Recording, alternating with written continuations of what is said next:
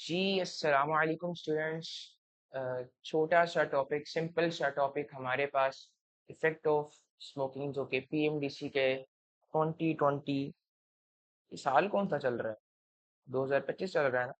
हाँ, 2025 के पीएमडीसी के सिलेबस में आपको मिल रहा होगा। देखो, चीजें आपने पढ़ ली हैं, बहुत अच्छे तरीके से आपकी बेस क्लियर हो चुकी है।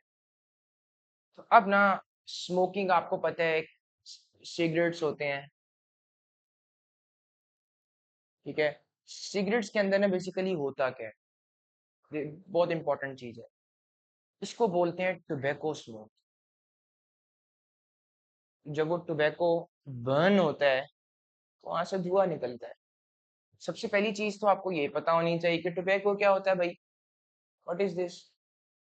टोबैको ना, ये प्लांट है। प्लांट के पत्ते, टोबैको प्लांट के पत्तों को खुश करके इस तरीके से प्रोसेस किया जाता है कि अब वो जब बर्न होता है तो धुआं निकलता है। अब सवाल ये कि उस धुएं में है क्या। This is the second question. Second question क्या है? कॉन्स्टिट्यूएंट्स क्या है? कॉन्स्टिट्यूएंट्स ना, याद रखो, इसके अंदर निकोटीन आ जाता है,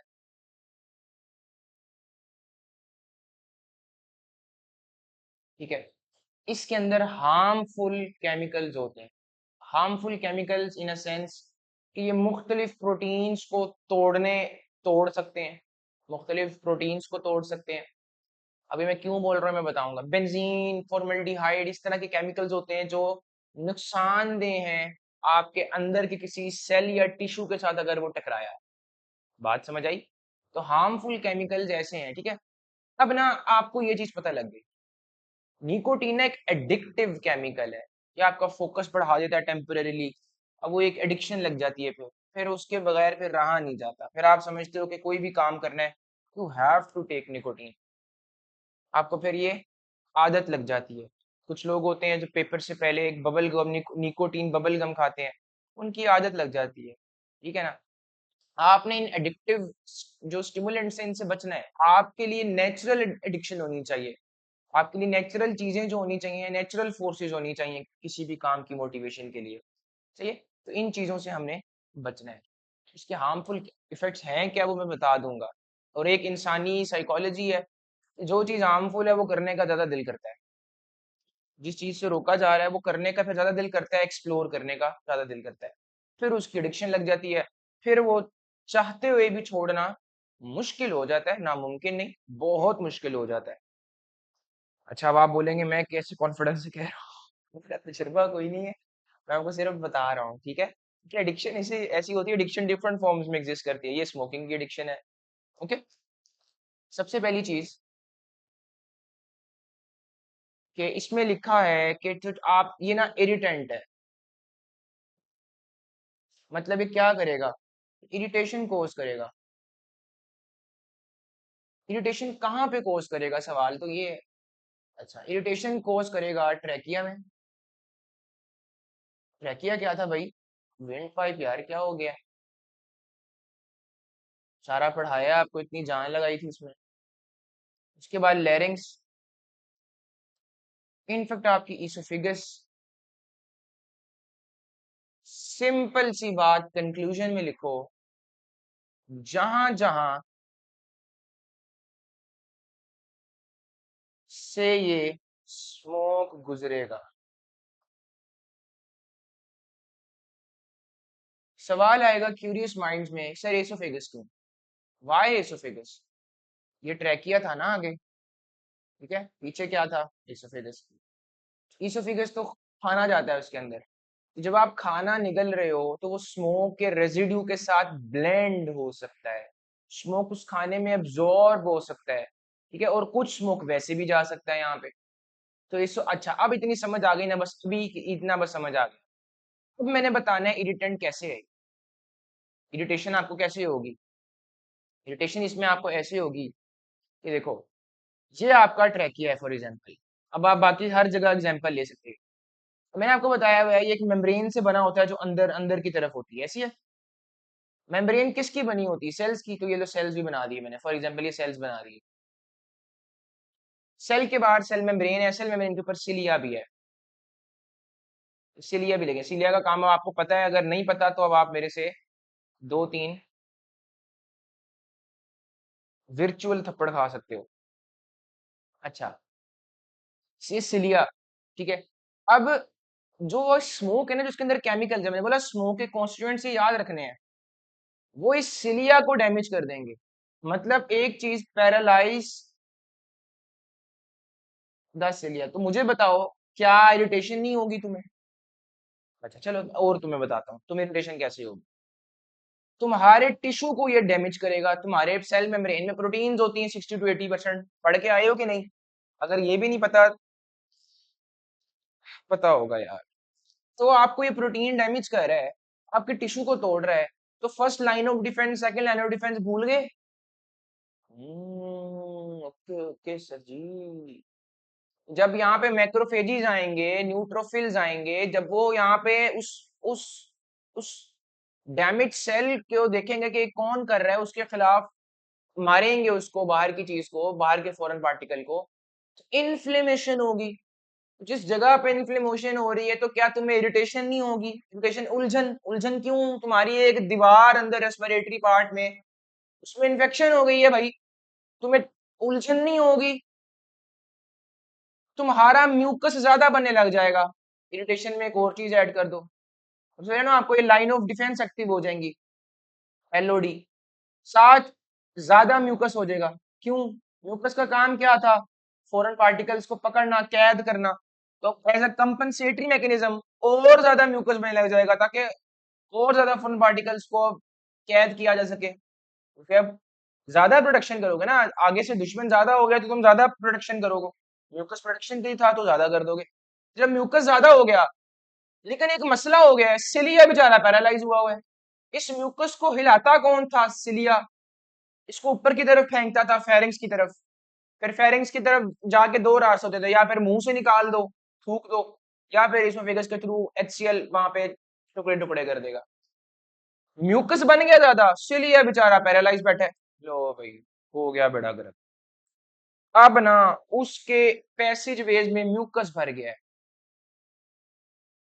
अब हवा को गुजरने के लिए कम रास्ता है, तो सांस लेते हुए तकलीफ हो रही है, तो क्या इरिटेशन नहीं हो रही? मैंने इरिटेशन की तुम्हें मल्टीपल एग्जांपल दे दी। तो शहजादे समझ आई? ब्रेथलेसनेस कहते हैं इसे, ब्रीथलेसनेस, कम ब्रीथ का होना, नेस। ओके। क्यों? Due to swelling and narrowing of lung. Swelling, inflammation हुई है ना, तो वहां पे जो कैपिलरीज होंगी, उनकी परमेबिलिटी बढ़ जाएगी, ताकि और मैक्रोफेजेस, न्यूट्रोफिल उस टिश्यू में जाएं जहां पे मसला हुआ है। परमेबिलिटी भी बढ़ गई, जब टिश्यू डैमेज हुआ, प्रोस्टाग्लैंडिन्स रिलीज हुए, ओए होए होए होए, सर जी जबरदस्त। और स्वेलिंग हो गई, और narrowing of the air passage वे, क्यों? म्यूकस जमा हो गया, कम एयर गुजरेगा। तो शहजादे क्या मुश्किल है इसमें? जो लंग का क्लियरेंस सिस्टम है, वो भी इम्पेयर्ड हो जाएगा।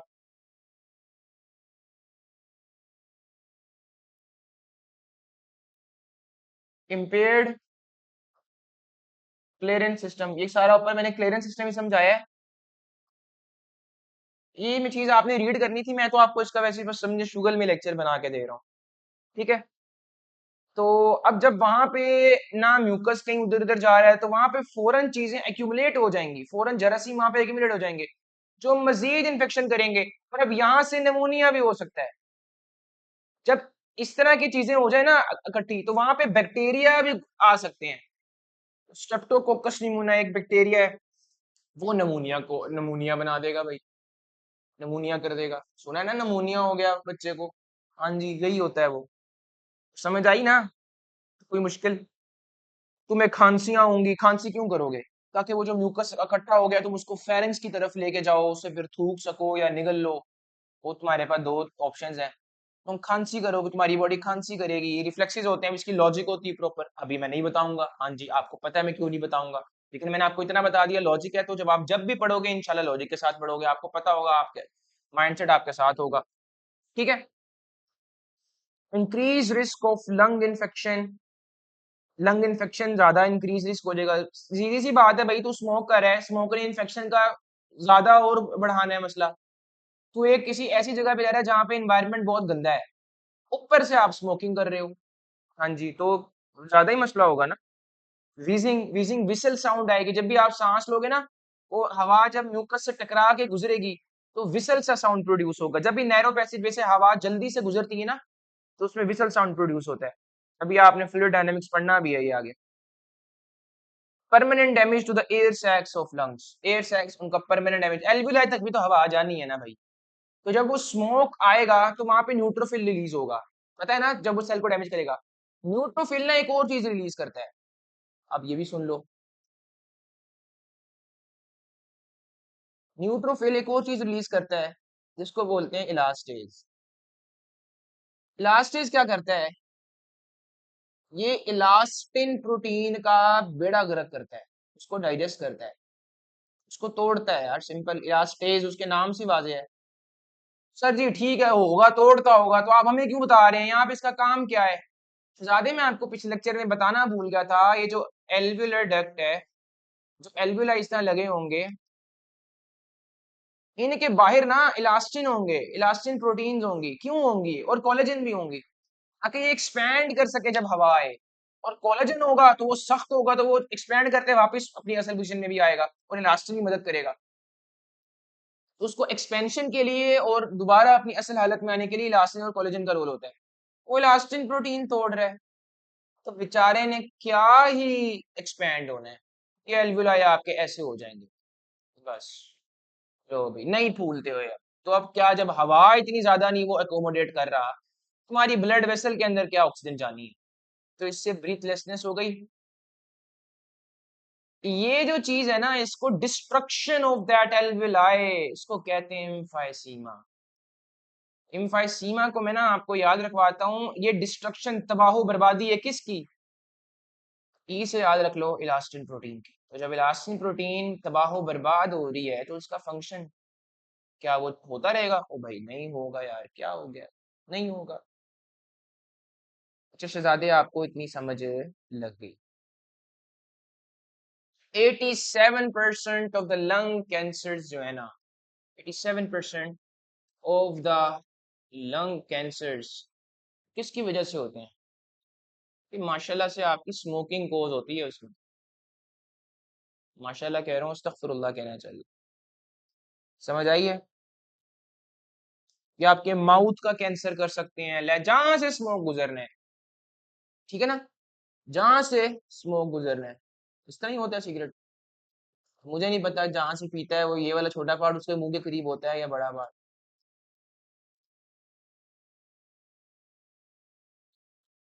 यहाँ से धुआं निकलता है या यहाँ से, दोनों साइड से निकलता है, एक जगह पे फिल्टर एंड होता है जहाँ पे वो पी रहा होता है सिगरेट, ठीक है, वहां पे फिल्टर होता है, तो जहां से बेचारे पास खड़े होते हैं लोग, उनको ज्यादा नुकसान हो रहा होता है, क्योंकि वहां पे कोई फिल्टर एंड नहीं होता। ज्यादा समझ आइए, सिंपल सी चीजें थी यार ये। करते रहोगे स्मोकिंग, परमानेंट डैमेज हो जाएगा किसको, तुम्हारी एल्वियुलर वॉल्स को, जहां पे मेनली तुम्हारा एक्सचेंज हो रहा होता है, गैसियस एक्सचेंज। करके रख दिया तुमने, बेड़ा गर्क। पीटीवी कहती है 90% of the lung cancer are cause by smoking, कहीं पे 87% लिखा है। ये अब आपने अपनी बुक के अकॉर्डिंग देख लेना है, ठीक है, तो इसमें तो कोई आपको चीज मुश्किल नहीं रहनी चाहिए। शहजादे ये चीज था, तुम्हें अगर अस्थमा है नेचुरली, तुम कोई भी चीज करोगे तो ये स्मोकिंग उसमें कॉम्प्लीमेंट करेगी। ठीक है, स्मोकिंग एम्फाइसीमा किसी और कोज की वजह से होता है, लेकिन स्मोकिंग उसको एग्रीवेट कर सकती है या उसको बना भी सकती है, ठीक। ये बेसिक चीजें थी, ये छोटा सा लेक्चर था मासूमाना सा। खुश रहो, मेहनत करते रहो, कुछ दिन रह गए हैं, अपनी मंजिल हासिल कर लोगे आप, अल्लाह अल्लाह के फजलो करम से। अल्लाह पाक आप सबको हिम्मत दे, हौसला दे, आप सबके ख्वाब को एक तकमील की तरफ लेके जाए, आपको इतना इस काबिल बनाए कि उसकी तकमील कर सको। अस्सलाम वालेकुम वरहमतुल्लाहि वबरकातुहू।